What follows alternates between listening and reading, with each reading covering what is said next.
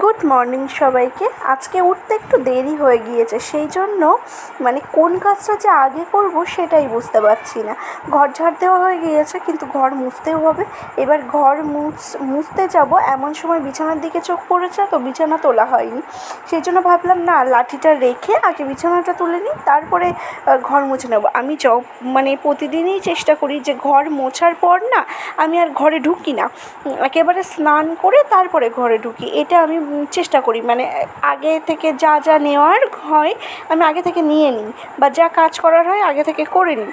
তো এই যে দেখো, এখানে বিছানাটা পাতানো ছিল, যেটা আমি ও আর কি দেরিতে উঠেছে, তো একদমই লক্ষ্য করিনি। আমি ঝাড় দিয়ে তাড়াতাড়ি করে মুছতে যাব, এমন সময় দেখি বিছানা তোলেনি আজকেও। তো ভাবলাম আমি তুলে নিই, আর তারপরে মুছে নেব একেবারে। আর জামা টামা তো সব বের করেই রেখেছি, স্নান করে একেবারে ঢুকতে পারবো। এখানে দেখো, বিছানাটা গুছিয়ে নিয়েছি, তারপরে ঘর মোছাটা স্টার্ট করলাম। আর আমি না এরকম বসে যতটা আমার হাত যায় একদম পুরো খাটের তলাটা মুছে নেওয়ার চেষ্টা করি। প্রতিদিনই দুবেলা তো মুছতে হয়।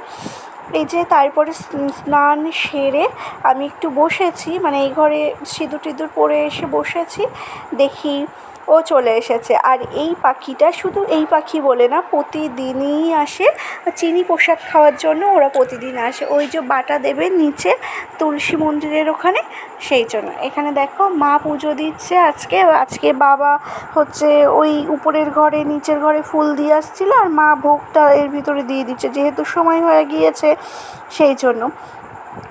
তো আমিও প্রণাম টনাম করে নিলাম। আর আজকে ঠিক করেছি মায়ের ঘরের আলনাটা গুছিয়ে দেবো। অনেক দিন হয়ে গিয়েছে মায়ের ঘরের আলনাটা অগোছালো অবস্থায় আছে, আর মার তো বয়স হয়ে গিয়েছে, যার জন্য মা না অতটা গুছিয়ে রাখতে পারে না।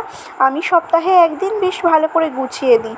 এখানে দেখো, মায়ের ঘরের আলনাটা বেশ ভালো করেই গুছিয়ে দিয়েছি। আর মায়ের রুমটা ডেকোরেশন করা হবে, সে যখন হবে তখন হবে। এখন যা যা আছে যেমন আছে সেইভাবেই সুন্দর করে গুছিয়ে রাখাটাই আমার কাজ, তো সেটাই করছি। এখানে দেখো, বেশ ভালো করে গোছানো হয়ে গিয়েছে। আর হঠাৎ করে একটা ফোন আসাতে তোমাদের দাদা ভাই, ওর আজকে ছুটি ছিল, ও বাড়িতেই ছিল। তোমাদের দাদা ভাই, বাবা, মা তিনজনেই একটা দরকারে গিয়েছিল, আর আমি বাড়িতে একাই ছিলাম বেশ অনেকক্ষণ, পুরো দুপুরটাই বলা চলে। তো একা একা কী করবো, এই কিছুক্ষণ শুয়েছিলাম, টিভি দেখছিলাম, আর ভালো লাগছে না। ফোন দেখছিলাম, সেটাও ভালো লাগছে না। বাইরে এসে দেখি বাইরে আকাশে মেঘ করেছে, কী করবো আমি তো বুঝতেই পারছি না।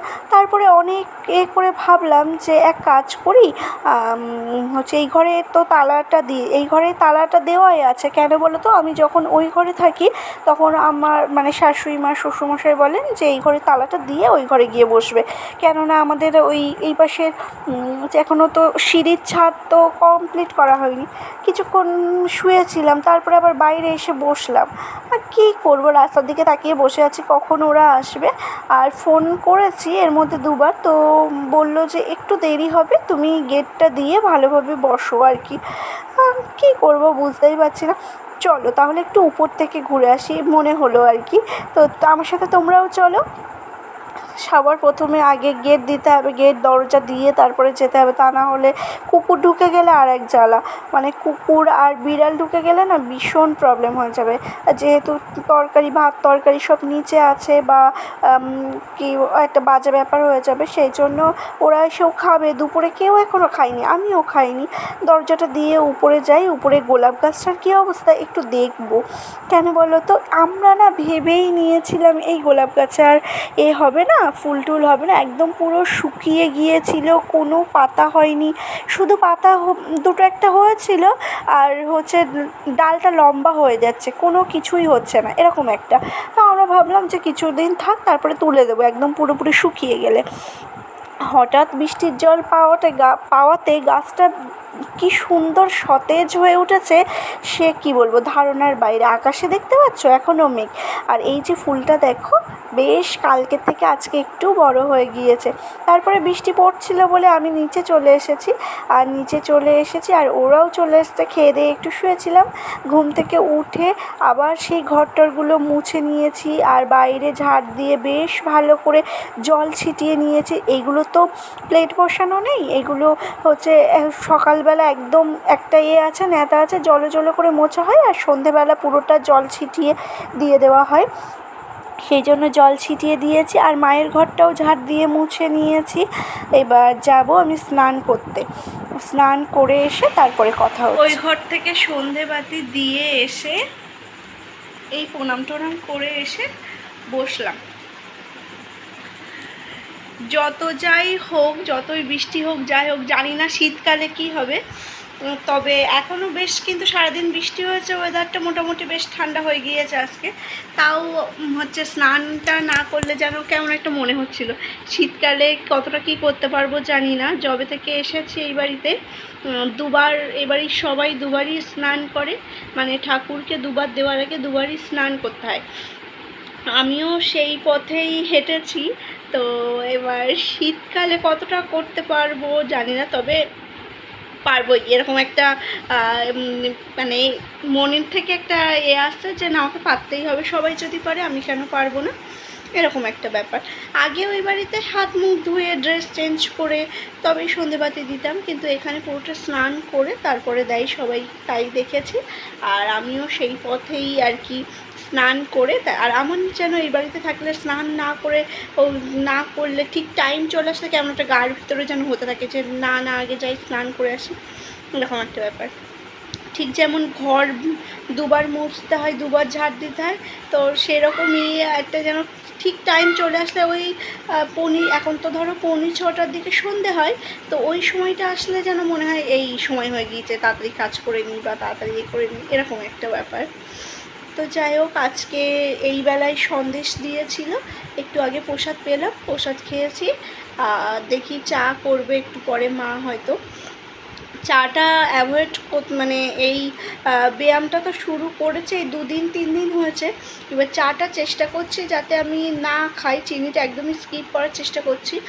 তবুও একবেলা একটু খেতে ইচ্ছা করছে, যেমন কালকে পরশুদিন যেমন একবেলাও খাইনি, সকালেও খাইনি, রাতেও খাইনি। কালকে যেমন রাতের বেলা একটু খেয়েছিলাম, আজকে এখনও একটু খেতে ইচ্ছা করছে। এবার খেতে ইচ্ছা করছে সেটা থেকে তো আর অ্যাভয়েড করা যায় না, তো দেখি একটু খাবো, একেবারে যে খুব বেশি খাবো তা নয়, আর যতটা যাই হোক একটু মিষ্টি টিষ্টিগুলো স্কিপ করার চেষ্টা করব।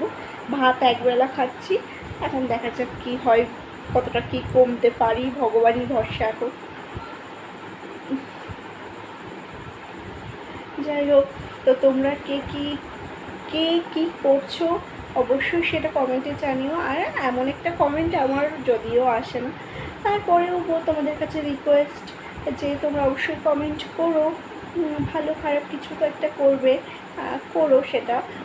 আর হচ্ছে বেশি বেশি করে একটু আমাকে সাপোর্ট করো, তা না হলে তো এই পথে এই প্ল্যাটফর্মটা মানুষের সাপোর্ট ছাড়া একদমই এগোনো ইম্পসিবল ব্যাপার।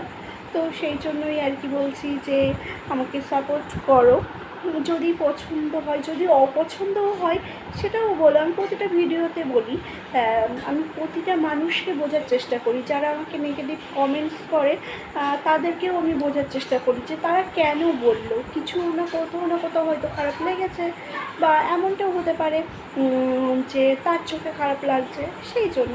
যাই হোক, ভিডিও তোমরা স্কিপ না করে পুরোটা দেখো, রিকোয়েস্ট থাকলো। তো আজকের মতো এই পর্যন্ত, সবাই ভালো থেকো, সুস্থ থেকো, আর সব যে যার কাজ মন দিয়ে করো, ভগবান সবার মঙ্গল করুক, সবাইকে ভালো রাখুক, হাসি খুশি রাখুক। আজকের মতো এই পর্যন্ত, দেখা হচ্ছে একটা নেক্সট ভিডিওতে। তো টাটা সবাইকে।